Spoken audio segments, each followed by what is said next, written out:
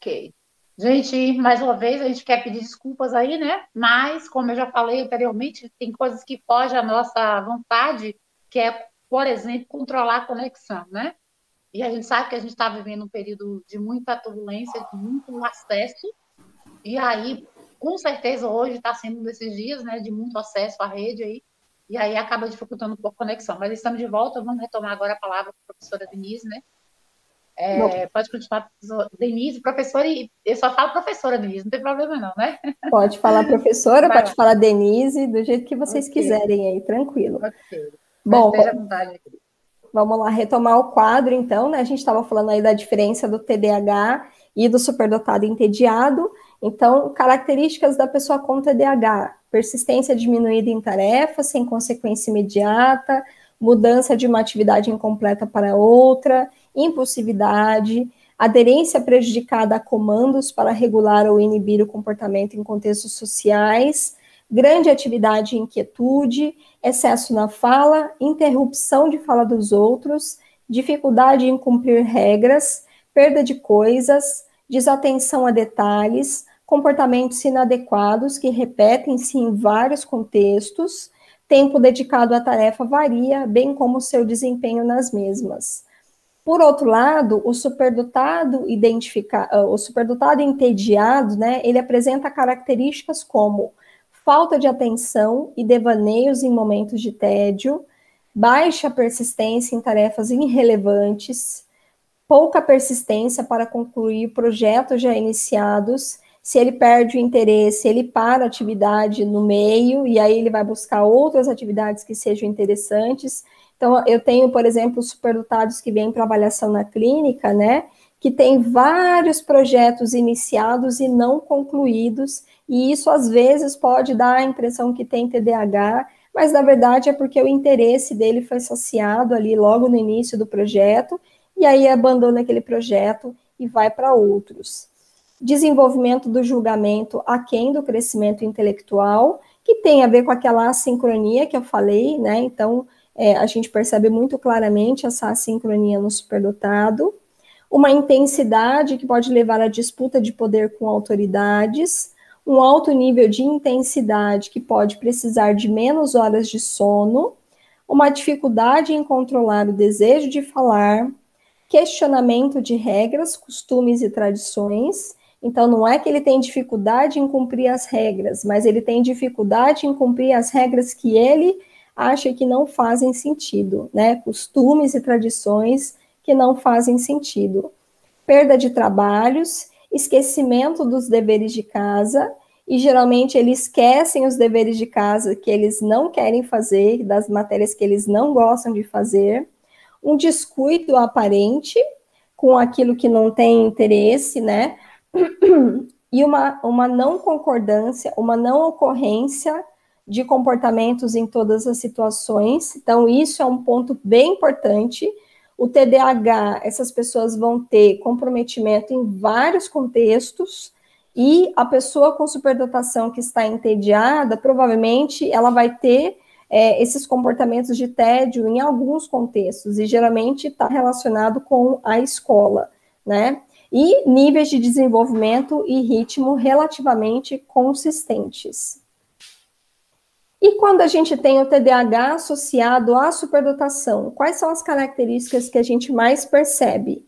Um maior esforço para manter avaliações acadêmicas positivas. Então, essa pessoa precisa estudar mais, precisa se dedicar mais para tirar notas melhores.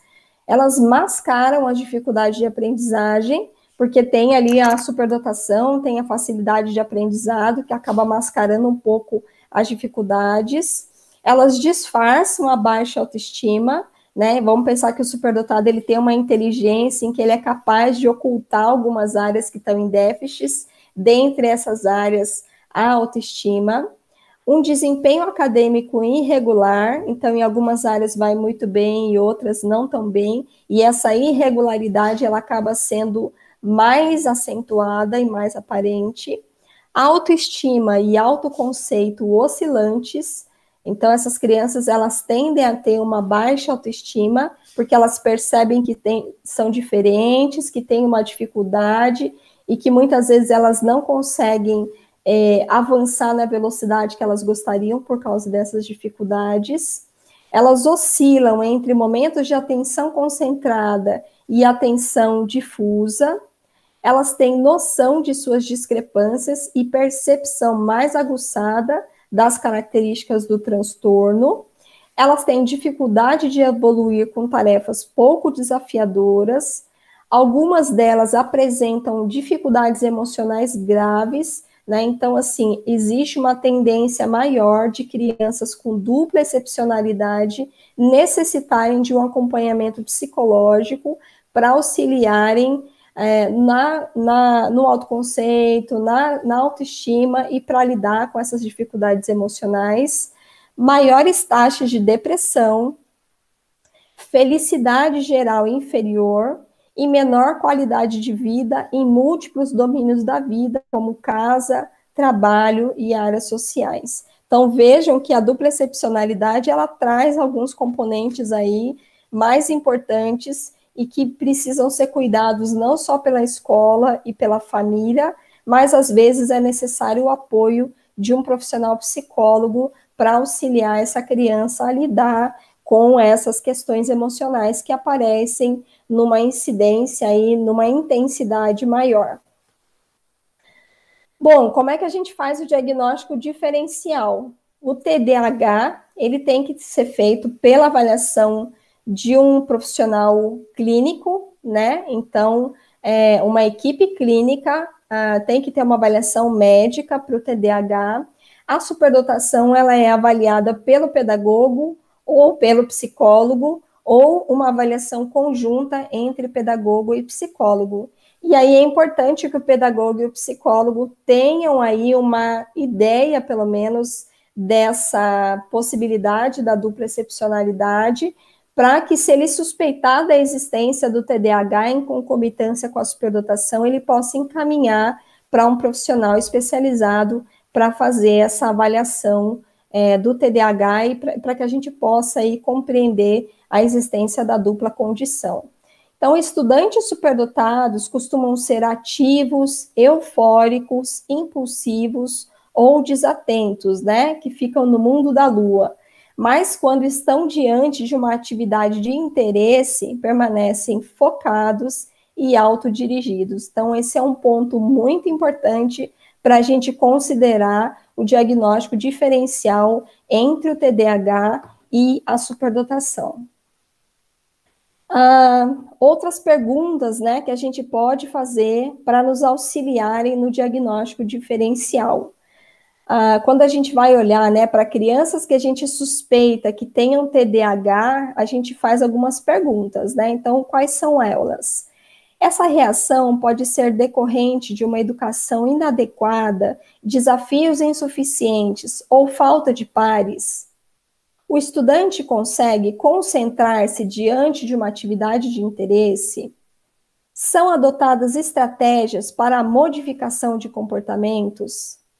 A criança já foi perguntado sobre o seu comportamento? Ela se sente fora de controle? Os pais sentem que seus filhos estão fora de controle? Os comportamentos ocorrem em certos contextos, com certos professores e em certas atividades. Se esses comportamentos inadequados, eles acontecem em certos contextos, com certos professores e em certas atividades, provavelmente não é uma criança com TDAH, mas é uma criança superdotada que não está sendo atendida em suas necessidades específicas.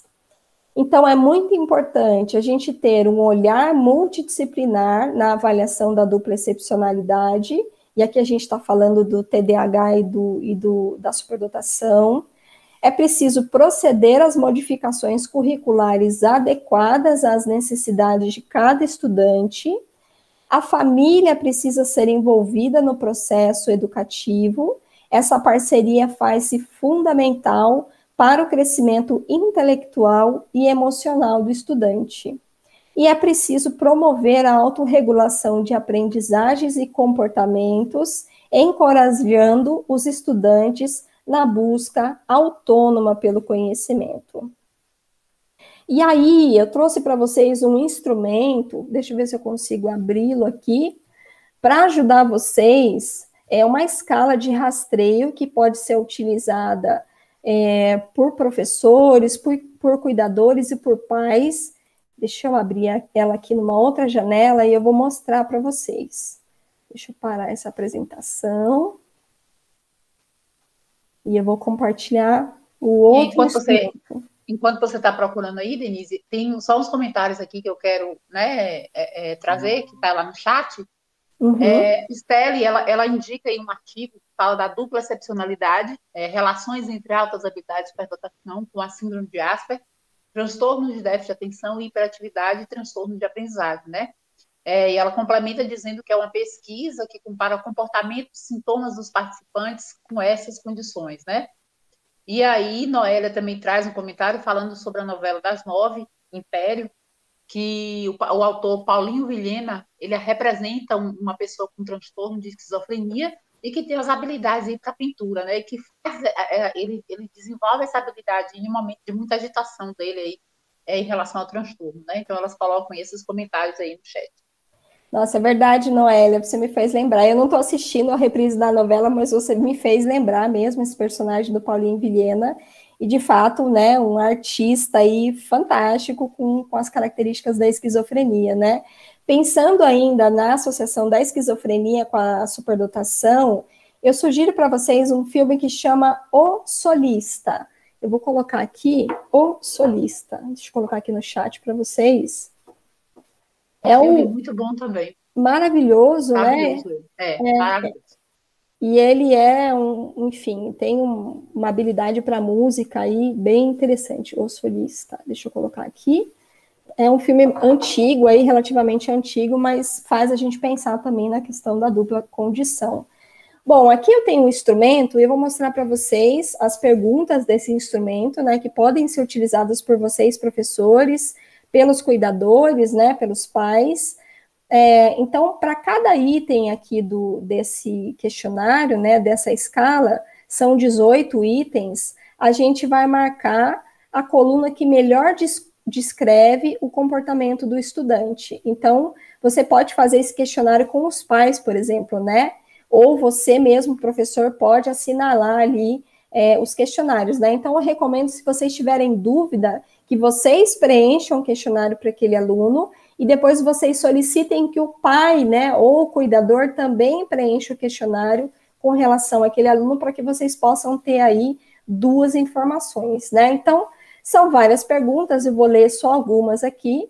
Não consegue prestar muita atenção a detalhes ou comete erros por descuido nos trabalhos da escola ou tarefa. E aí você vai assinalar se isso acontece nem um pouco, só um pouco, bastante, demais. Tem dificuldade de manter a atenção em tarefas ou atividades de lazer. Nem um pouco, só um pouco, bastante e demais. Parece não estar ouvindo quando se fala diretamente com ele. Nem um pouco, só um pouco, bastante e demais. E assim por diante, você vai fazer esse preenchimento aí para as 18 questões. Eu vou compartilhar esse arquivo com vocês depois, tá? E aí eu vou parar essa apresentação e vou retomar aqui o meu slide para mostrar para vocês como é que a gente faz a correção desse instrumento, para que a gente possa perceber se aquela criança ou aquele adolescente realmente tem aí indicadores de uma dupla condição, né? Enfim, tem algo aí que diz que ele possa ter essa dupla condição. Bom, então, se a gente tiver pelo menos 6 itens marcados como bastante ou demais, de 1 a 9, isso indica que aquela criança ou adolescente tem indicadores de sintomas de desatenção maiores do que a média. Se a gente tem pelo menos 6 itens marcados como bastante ou demais, das questões 10 a 18, isso indica que aquela criança ou adolescente tem sintomas de hiperatividade e impulsividade maiores do que a média. Então, vejam que essa é uma escala de rastreio que pode nos ajudar a identificar se aquele estudante tem sintomas de desatenção maiores do que a média, ou se ele tem sintomas de hiperatividade e impulsividade maiores do que a média. E se a gente percebe que aquela criança tem características de desatenção, hiperatividade e impulsividade maiores do que a média, a gente precisa encaminhar essa estudante ou esse estudante para uma avaliação especializada para que possa se definir se ele tem ou não o TDAH. Então, depois eu vou compartilhar com vocês esse instrumento, ele é bastante útil aí para nos ajudar com esse rastreio, né, com o levantamento e das informações para a gente detectar o TDAH ou a dupla condição. Bom, a outra dupla condição que eu gostaria de trazer para vocês muito brevemente, né, porque eu sei que a Daiane já abordou essa questão em uma aula, é o TDAH, as altas habilidades. Então, antigamente, a gente considerava, né, que as pessoas com síndrome de Asperger eram aquelas que possuíam características do autismo e características relacionadas às altas habilidades, porque eram pessoas, né, estudantes que tinham um QI acima da média. Né? Então, hoje a gente reconhece, dentro da nova nomenclatura do transtorno do espectro autista, a gente não fala mais em síndrome de Asperger, a gente fala em autismo de alto funcionamento. Então, o autista de alto funcionamento é aquele que possui o QI elevado em algumas áreas, mas que apresenta dificuldades com a comunicação e a interação. Então, ele é considerado uma pessoa com dupla condição, né, uma pessoa com autismo associado às altas habilidades de superdotação, mas a gente sabe que ele permanece com as características do autismo, que são a dificuldade na comunicação e na interação. Então, às vezes, ele tem uma inteligência muito alta, mas ele não tem uma funcionalidade com aquela inteligência.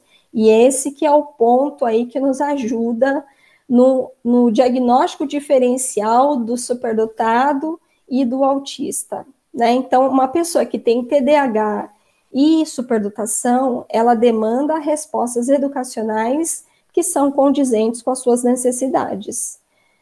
Então, aqui a gente tem uma tabelinha do Gallagher e Gallagher de 2002, que nos ajuda aí a pensar na diferença entre altas habilidades de superdotação e TEA. Uma criança superdotada, ela pode ser isolada socialmente, e uma criança com TEA, ela é inábil socialmente. Existe uma diferença, né, entre ser isolado socialmente e entre ser inábil socialmente. As crianças superdotadas, elas são independentes dos pares de idade. As crianças com TEA são inábeis com os pares de idade. As crianças superdotadas têm um vocabulário avançado e sofisticado. As crianças com TEA tendem a ter uma hiperlexia ou uma leitura precoce, mas é uma leitura que não tem muita funcionalidade. As superdotadas têm uma cognição complexa, as com TEA têm uma cognição simples, as com altas habilidades de superdotação têm uma compreensão avançada e as com TEA têm uma memorização avançada. Então, elas têm muito conhecimento, elas memorizam muitas informações, elas têm uma hiperlexia, mas elas não têm uma funcionalidade com relação àquele conhecimento. Esse é o ponto-chave para a gente distinguir crianças com TEA e crianças com altas habilidades de superdotação. Qual é a funcionalidade que eu tenho a partir daquele conhecimento, daquele vocabulário e daquela cognição que eu possuo. E aí, eu trouxe um trechinho do filme Amargo Pesadelo, que deixa eu ver se eu consigo passar para vocês, senão eu vou compartilhar com vocês aí no link. Vamos ver se ele vai entrar aqui.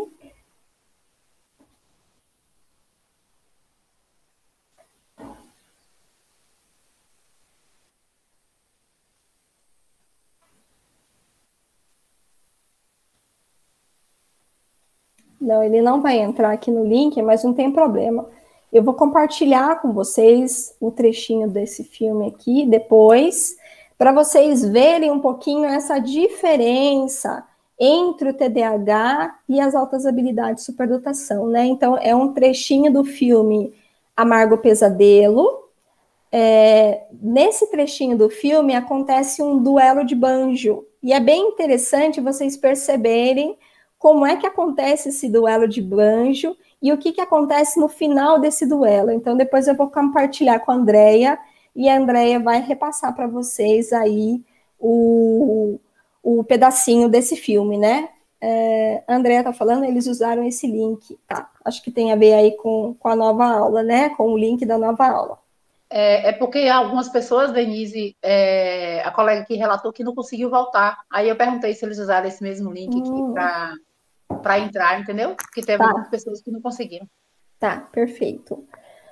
Bom, então, para finalizar aí a nossa reflexão sobre TEA e altas habilidades de superdotação, eu trouxe uma frase da Temple Grandin, que é uma pessoa autista com altas habilidades de superdotação, e ela fala a seguinte coisa: no mundo ideal, os cientistas deveriam encontrar um método de prevenir as formas mais severas de autismo, mas permitir que as mais brandas sobrevivessem. Afinal de contas, as pessoas realmente sociáveis não inventaram a primeira lança de pedra. Ela foi provavelmente inventada por um Aspie. Aspie é uma terminologia que nos Estados Unidos se usa para Asperger, né? Para os autistas de alto funcionamento. Então, ela foi provavelmente inventada por um Aspie, que lascava pedras enquanto os outros se socializavam ao redor da fogueira. Sem os traços autistas, nós talvez ainda estaríamos vivendo nas cavernas. Então, trouxe aí essa fala da Temple Grandin para vocês refletirem. Se a gente estivesse numa aula presencial, provavelmente a gente ia tirar um tempo aqui para discutir essa fala, né? Então, eu sugiro que vocês façam aí suas reflexões individuais e, quem sabe, a gente vai ter a oportunidade de se encontrar num outro momento para falar um pouquinho mais sobre essa frase, né? Sobre essa percepção aqui que a Temple Grandin traz para nós. Bom, quais são os fatores que contribuem para o processo de inclusão do aluno superdotado com transtorno de Asperger na escola regular? Né? Então, entendendo o transtorno de Asperger agora, né, como um autista de alto funcionamento. Essa aqui é uma lista que saiu num artigo recente da Coutinho Souto com a Denise Flight.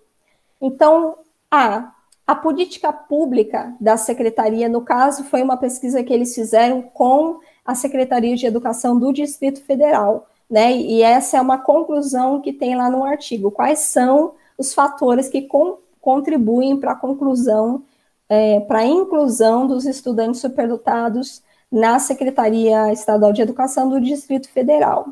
Então, letra a política pública da Secretaria de Estado de Educação do Distrito Federal, de atendimento ao aluno com necessidades especiais. B, o apoio da gestão escolar à inclusão dos alunos com necessidades especiais. C, a presença do atendimento educacional especializado na escola regular. D, a formação e o tempo de experiência profissional dos professores. E a identificação precoce das características de superdotação do aluno no contexto familiar e escolar.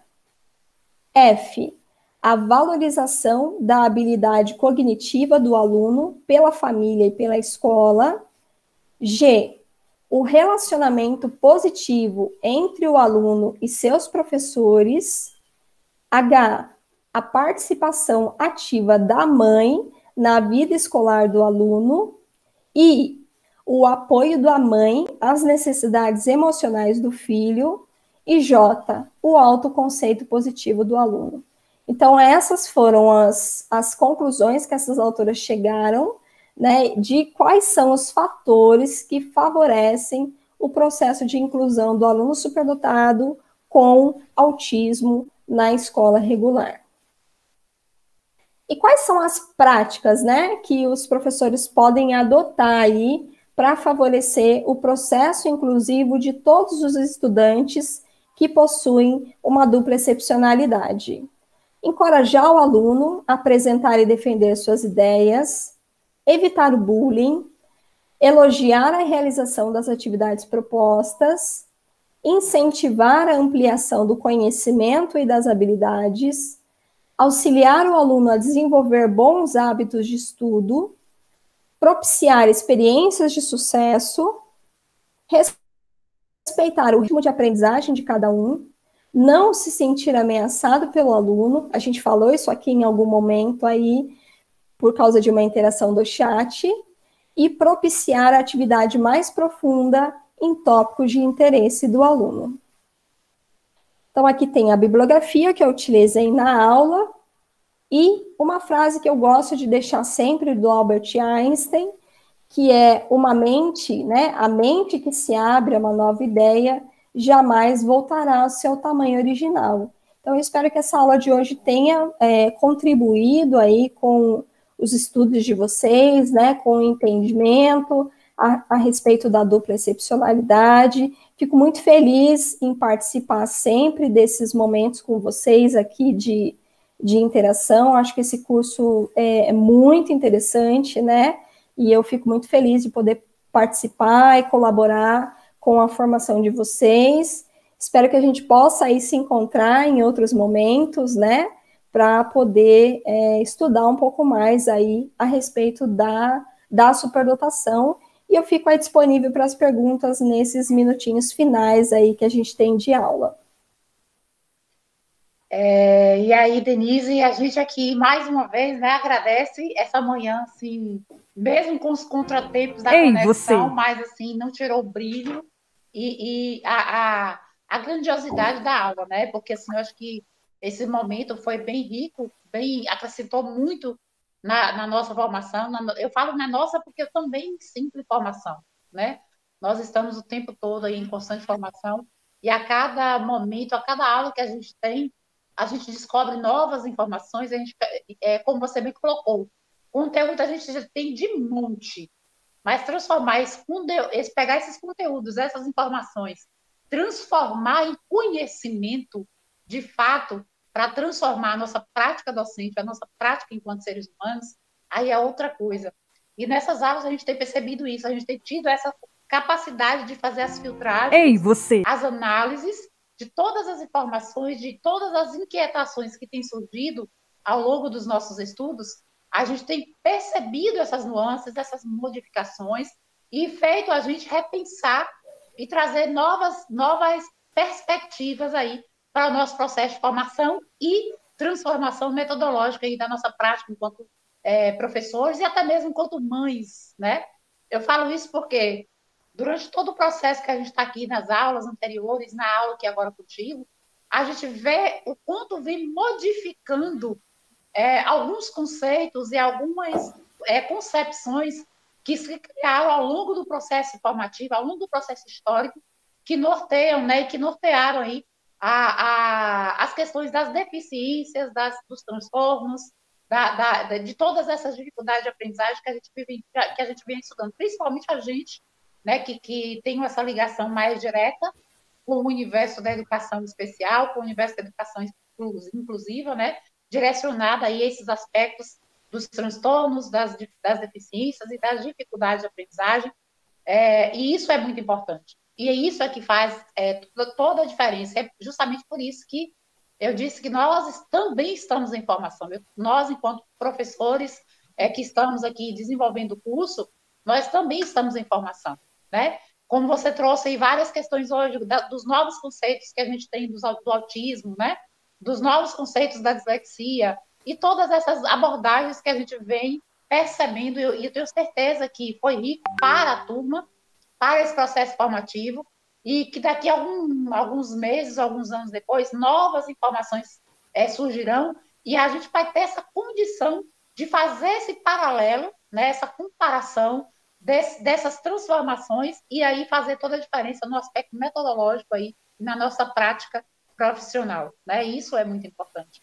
Então, é muito gratificante para a gente passar um sábado, depois de uma semana tão tumultuada, tão conturbada de tantos trabalhos, e passar um sábado diante de um aprendizado que é tão importante para a gente, não só como professor, mas como seres humanos. Né? Porque quando a gente pensa, a gente olha quantos exemplos foram dados aqui, e que a gente vê que elas foram muito importantes, são muito importantes para a gente enquanto seres humanos, antes de sermos profissionais, seres humanos, porque quando a gente tem esse olhar mais aprofundado, esse olhar mais humano, com certeza a nossa prática ela será muito mais transformadora, ela será muito mais outra. E aí a gente conduzirá esse processo formativo dessas pessoas invisíveis ainda bem mais produtivo, né? Bem mais prazeroso. E aí eu até, aproveitando, eu vou colocar um exemplo aqui. Essa semana eu tenho uma amiga e ela estava desabafando comigo a angústia que ela está vivendo agora do filho dela, é pequeno ainda, acho que não tem um ano, tem um ano e pouco, se tiver muito é um ano e pouco. E aí está tendo ela começou a perceber que esse menino, ele não estava escutando, chamava ele não respondia de jeito nenhum. Chamava, se ele estivesse de costas, chamava, e ele não respondia. E ele passa horas e horas e horas olhando as rodas dos carrinhos. Então, ele fica deitado no chão, observando as rodas dos carrinhos. E ela achou que ele era surdo, né? E levou a um consultório e o médico disse para ela, fez todos os testes, não, surdo ele não é, ele tem traços de ser autista. Então, vamos investigar, porque ele pode ser uma criança autista. Então, ela está correndo aí, desesperada, atrás desses profissionais para diagnosticar. Agora, o que eu estou colocando esse exemplo, porque é só para mostrar o quanto é importante a gente ter esse olhar. Ela trabalha já nessa área de deficiência auditiva e ela tem esse conhecimento sobre essas dificuldades, né, e esses transtornos e as deficiências. Então, isso possibilitou ela perceber logo cedo essa característica. Então, nós estamos diante de uma criança que ela provavelmente ela não pode não sofrer tanto quanto tantos outros aí que só conseguiram descobrir em uma idade mais avançada, né? Então, isso é importante. Então, por isso, a grandeza e a relevância da gente ter essas concepções, essas informações, esses olhares aí, para a gente saber atuar enquanto mãe, enquanto ser humano e enquanto professor no nosso, ao longo aí da nossa passagem aí pela sociedade. Né? Então, é bem importante, é muito interessante isso, Denise. É uma coisa assim grandiosa. E amanhã passou rapidinho e a gente nem percebe. Né? Já está dando meio-dia, a gente não percebeu. Só complementar. Ok. Tá. Ok. E aí, deixa eu só ver se tem alguma pergunta para falar para a professora Denise. Se não tiver, eu gostaria de passar para a Denise, né, fazer as considerações finais aí do nosso momento. E aí, gente, nós vamos passar um vídeo, né? Esse vídeo, Denise, nós fizemos um vídeo, infelizmente não foi possível, eu quero até justificar para a turma, foi um pensamento rápido que Daiane, né, diga-se de passagem, Daiane, que é a nossa profissional maravilhosa que cuida dos bastidores aqui, da transmissão e do site, que vem desenvolvendo um trabalho incrível aqui na manutenção do site. Eu gostaria até de parabenizar a Daiane e de fazer, né, fazer vocês conhecerem que nós temos essa profissional, ela junto com o Thiago também, que dá o suporte para esse processo aí de transmissão das lives, das aulas, né? E tem desenvolvido o site. E aí ela teve uma ideia rapidinha para a gente fazer um vídeo para o Dia do Abraço. Um vídeo espontâneo, e ficou muito lindo o vídeo, e a gente vai passar aqui para vocês assistirem para encerrar a aula de hoje. E a gente gostaria de explicar para os cursistas que, infelizmente, não foi possível a gente colocar todas as turmas, todos os cursistas, por conta do tempo. Então, foi muito rápido, mas a gente vai fazer outros momentos e vocês vão aparecer em outros momentos, em outro vídeo, certo? E a gente só queria justificar e pedir desculpas aí pelo fato de não termos aí colocado no tempo todos os vídeos que chegaram. Alguns chegaram posterior ao horário, outros não abriram, mas a gente pede desculpas e é justificando porque não vai aparecer todo mundo, certo? E aí a gente vai. Vamos, isso, e vamos. Aí Daiane já está aqui, Daiane já está falando comigo que nós vamos produzir outros vídeos e que vocês apreciarão, viu, gente? E aí a gente vai informar com mais antecedência, é claro. E aí a gente vai finalizar depois das considerações de Denise. A gente vai finalizar aí a nossa aula com esse vídeo, ok? Denise, eu estou vendo aqui, parece que não está, só tem muitas pessoas aqui parabenizando, falando que o momento foi muito rico, a partilha de conhecimento, e muito conhecimento, né? Foi uma palestra bem rica de conhecimentos, parabéns, dando parabéns aí a você, né? Quanta leveza na forma de Denise abordar o conteúdo, é verdade. Isso a gente tem falado bastante. Muita leveza, e parabeniza você. É leveza, simplicidade, e que traz uma excitação, vamos dizer assim, né? Um aguçar para que a gente vá ali, ó, busque, leia mais. A gente não consegue levantar da cadeira, né? Isso é verdade. Assim, eu concordo plenamente com quem foi que falou, foi com a Estelle, né? Então, só tem aqui, perguntas não tem, Denise, só tem parabenizando, viu? E agradecendo pelo momento. Eu que agradeço, né? Agradeço mais uma vez o convite, a Andréia, né? Fico muito feliz em participar de aulas como essa. Até comentei com a Andréia, né, que esse é um tema que não é o meu tema de estudo focal, assim, principal, né? Mas a gente também está sempre em constante aprendizado, né? Então, para preparar essa aula de hoje, eu também fui fazer uma busca do que tinha de mais recente, aí das publicações mais recentes. Essa questão da duplacepcionalidade, ela vem sendo estudada com um pouquinho mais de frequência. Então, a gente tem que estar realmente aí atento ao que está saindo de novo. Vou compartilhar com vocês alguns dos materiais novos. Trouxe coisas bem recentes, né, para a gente poder conversar hoje, porque é isso, né, a gente está num constante processo de evolução. Quanto mais a gente vai caminhando no processo inclusivo, mais a gente vai se deparando com desafios e com situações aí que fazem com que a gente supere esses desafios, né? Então, novos aprendizados vão sendo construídos a partir dos desafios que a gente enfrenta. E uma coisa muito importante que eu gostaria de deixar para vocês, né? Acho que o principal é isso, a gente ter esse olhar sensível, né? Esse exemplo que a Andréia trouxe foi bem interessante. Quando a gente tem esse olhar mais sensível, a gente consegue perceber aí que tem alguma coisa diferente com aquela criança, e aí a gente vai buscar os conhecimentos para tentar ajudar naquilo que é necessário, né? Então, mantenham esse olhar sensível para que a gente possa ajudar o maior número de crianças possível aí nesse processo de ensino e aprendizagem. Agradeço muito o feedback de todos vocês. Estou com o chat aberto aqui, vendo todas as mensagens carinhosas aí. E eu fico à disposição, né, para a gente ter mais momentos aí juntos. Tem uma das tutoras aqui me chamou a atenção, eu não tinha visto essa pergunta, peço até desculpas, diz que tem uma pergunta aqui falando sobre o seguinte, deixa eu só ver a minha pergunta, é de Jandineia. Se seria possível você dar um exemplo, na verdade, da dupla excepcionalidade com a deficiência intelectual. Sim, são os idiotas savants. Assiste o filme Rayman, você vai entender bem do que eu estou falando, né? Então, é um cara que tem um talento gigantesco em algumas áreas, né? Ele é um memorizador de cartas no jogo, mostra isso, né? Ele é um memorizador de cartas, e aí eles quebram a banca do cassino lá, sem dar muito spoiler do filme, mas quando ele é confrontado com uma situação em que ele tem que se colocar enquanto pessoa, ele tem uma dificuldade gigantesca, né? Ele tem uma funcionalidade muito pequena quando ele tem que lidar enquanto pessoa com as situações do dia a dia. E um outro exemplo também, eu até comentei com vocês na nossa aula anterior, é daquele rapaz que tem uma capacidade de desenho gigantesca, que ele sobrevoa a cidade de helicóptero, né? Então, no Fantástico lá apareceu ele sobrevoando a cidade de Roma, e depois ele vai para uma sala com paredes em branco e ele faz o desenho de tudo que ele viu ali, né? Então, essa capacidade de memória gigantesca.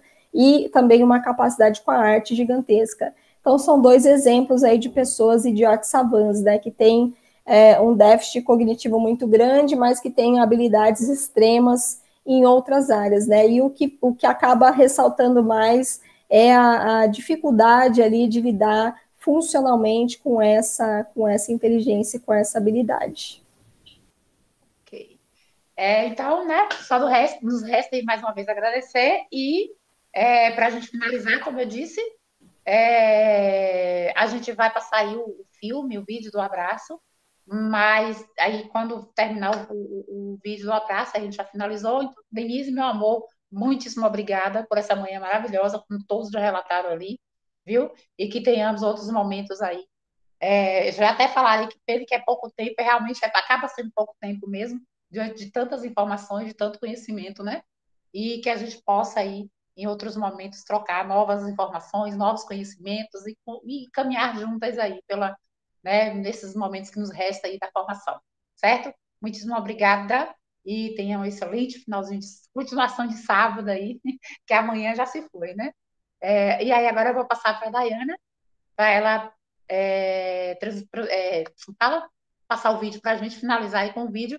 E só gostaria de avisar os professores que eu vou abrir depois a sala para a gente fazer uma reuniãozinha rápida, ok? Dai, é contigo. Denise, meu amor, muito obrigada mais uma vez. E a todos os cursistas, Ei, muito você. obrigada, tá? Você Por essa mesmo. manhã. E aí, Sabe à que tarde, dia é vocês irão hoje? continuar com os Dia professores do nas suas abraço. salas E aí. que